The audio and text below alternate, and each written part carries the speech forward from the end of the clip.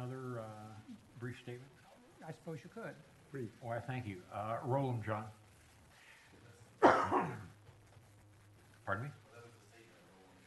No, this is, then, once we see the pictures on the screen, we're looking yesterday at Lake Valentine, which is the front yard of Dave and Helene Valentine. The flooding on their street has been, in my opinion, exacerbated by the house under, roll it back, the house under construction diagonally across the street from them. Watching the house before construction, the property owner used the site to store large amounts of lime fill. The house elevation has been raised, and when we have a large deluge, the water is going to go where it wants to go, which is to other people's yards and the street. So, we need to look into that. Next, John.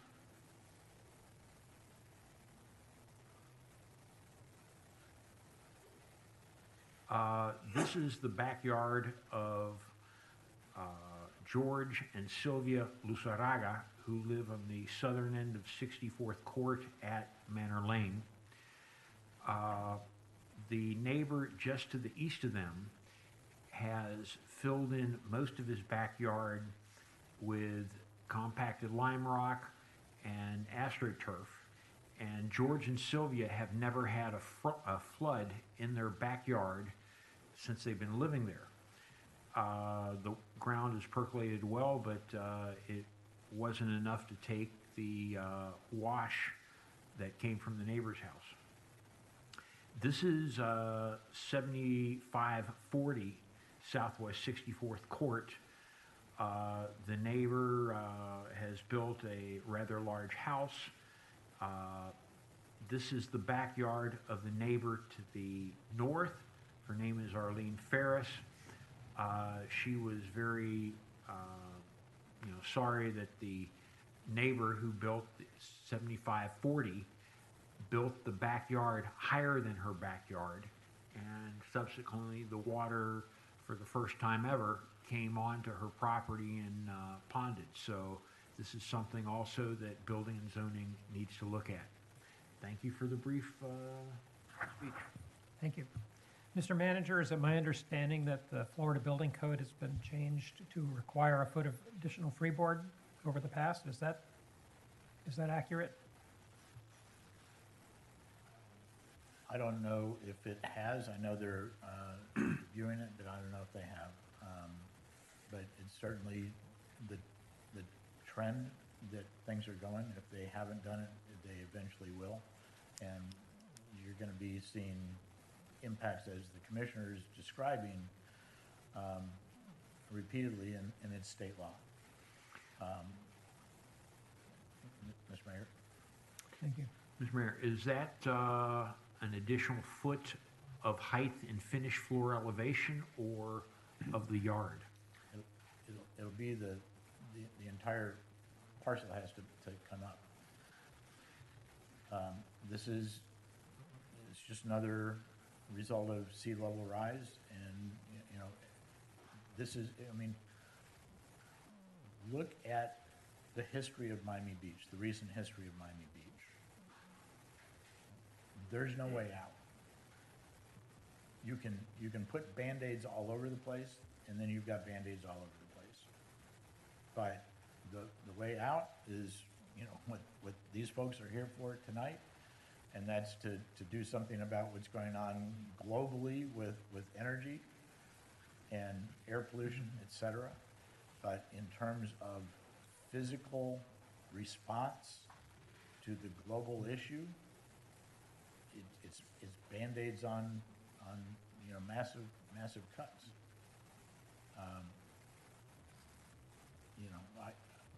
I will just say, not as a way of disputing anything, but my front yard looked exactly like those photographs. and there's no construction going on and hasn't been for years and years and years around where I live.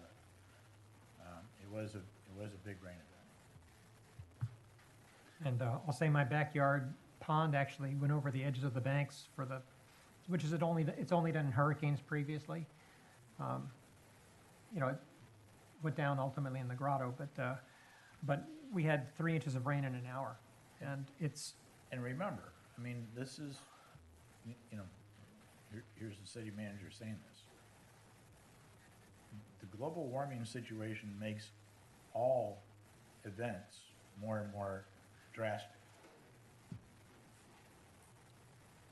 It's not a political statement. It's a fact, and we're seeing it. So rainstorms are going to get more and more impactful. Droughts are going to get more and more impactful. Heat spells are going to be more and more impactful. And everything is going to be, quote unquote, worse than it was ever before. And it's not necessarily a local problem. It's a global problem. Mr. Manier. So it's the mayor's points, one of the strongest rains the mayor and the city manager's points, one of the strongest rains we've had. And I don't believe one parcel is responsible for flooding on the street. And in terms of that house being up to code, I know that the city has inspected the house a number of times because they expanded, after one inspection, they expanded the footprint of that house onto a required setback, and they were required to go out there with a concrete cutter and literally cut off a portion of the side of the house, I think up to 3 feet.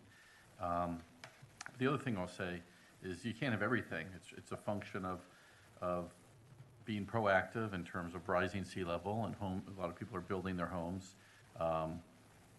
above homes that were built 40, 50, 60 years ago. And I think that the commission's trying to take a proactive approach to sea level rise. We've considered that, but the result is that those homes in the surrounding area, or homes that aren't new, are built lower, so they're getting the additional runoff. And you really can't have everything. There's always a give and a take. well, the other thing that's happening is they're requiring people to elevate their yards partially because of the septic tank issues. If you're going to Right. put in a drain field, you have to be a certain distance above the Right. water table, which means elevating the yard to accommodate that additional elevation. And so I've seen people along Snapper Creek actually build retaining walls and add a foot or two of, 2 feet of additional soil just to have enough yard, in fact, to have a drain field. Mr. Mayor? We're going to be seeing more of this. As a person that has dug more tree holes than anybody in the city, you know, I've seen areas around the Twin Lakes area that have 3 feet of lime fill and rock on them before you get to the original soil that was covered up 70 years ago when they filled that area in. I'm gonna, you know, in my professional tree planting judgment, say that the black marl and the oolitic lime rock percolates very well.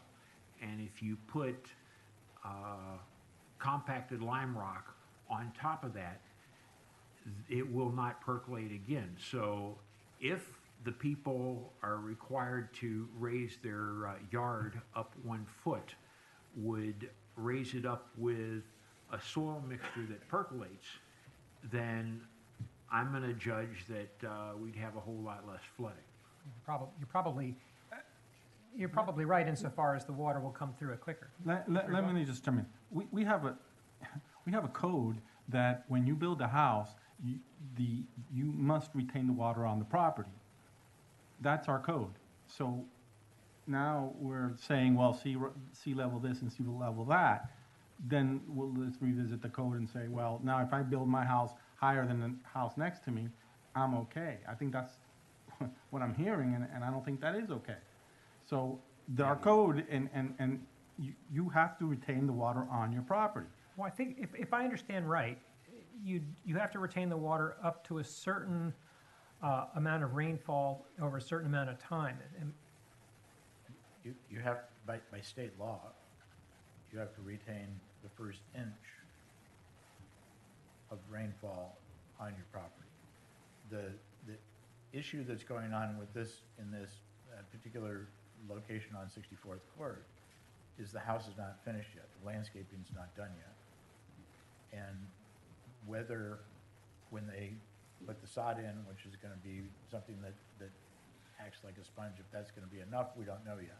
But the whole place is, and by my eye, you know, to Commissioner Welch's point, the dirt that's surrounding the house now looks like it's pretty well tamped down.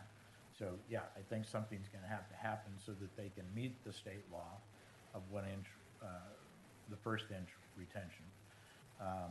But, you know, they're still under construction, they haven't, you know, finalized the thing, and so we can't hold them to that standard at this time. We gotta do it quick because they have sodded their backyard, which, had the water run into Ms. Ferris's backyard. Thank you.